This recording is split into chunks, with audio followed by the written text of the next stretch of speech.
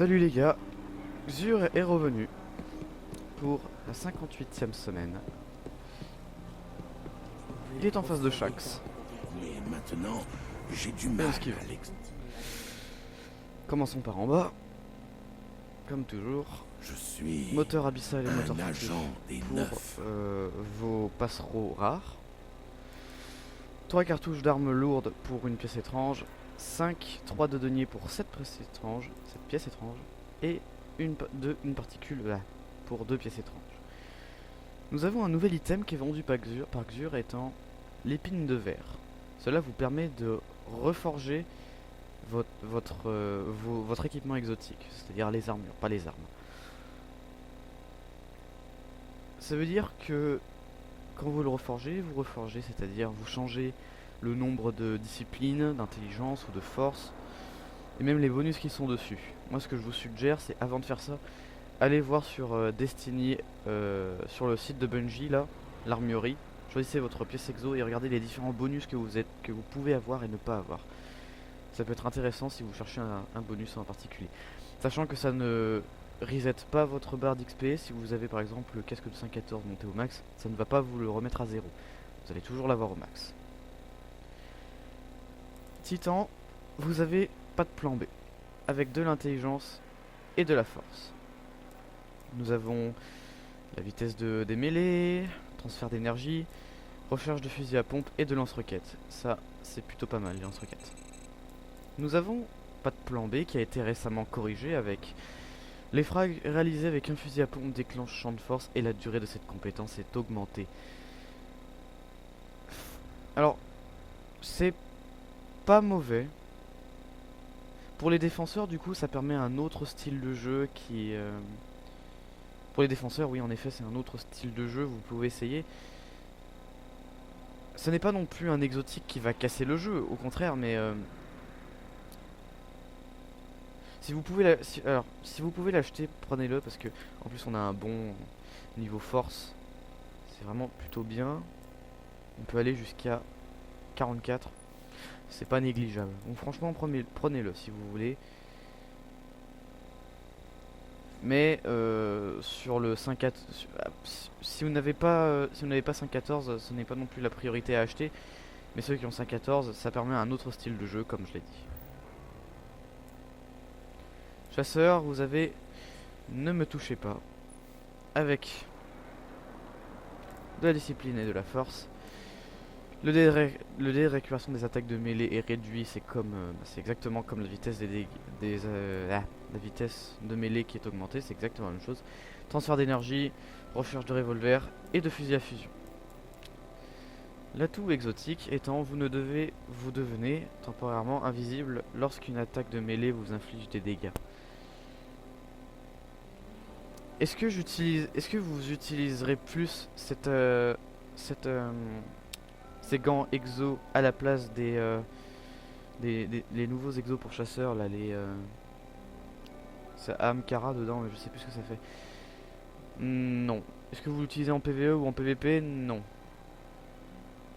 C'est un exo si vous voulez la collection, mais en effet, ce n'est pas non plus le meilleur des trucs. Ça peut être bien dans les situations un peu dures. En PvP, je vois vraiment peu de chances de survie si déjà vous vous faites toucher, que vous ne mourrez pas. Et qu'en plus, si vous êtes invisible, bah, si vous arrivez à le tuer, bonne chance, hein, tant mieux. En PvE, ça peut être un petit peu mieux, mais en PvP, je vois peu d'utilité. Mais ne vous attardez pas sur ces exos qui ne sont pas les meilleurs en fait. Hein. Arcaniste, vous avez le cerf avec de la discipline et de la force. Dynamisation, c'est plutôt faible. Sur le terrain et soutien lourd. L'atout exo, votre super se recharge plus rapidement lorsque vos équipiers sont morts. Lorsque vous réapparaissez, vous recevez occasionnellement un surbouclier. Eh bien c'est parfait parce que vous savez, ça va être bien pour le jugement qui était justement vendredi. Ah, c'est vrai. Merci les glitchers.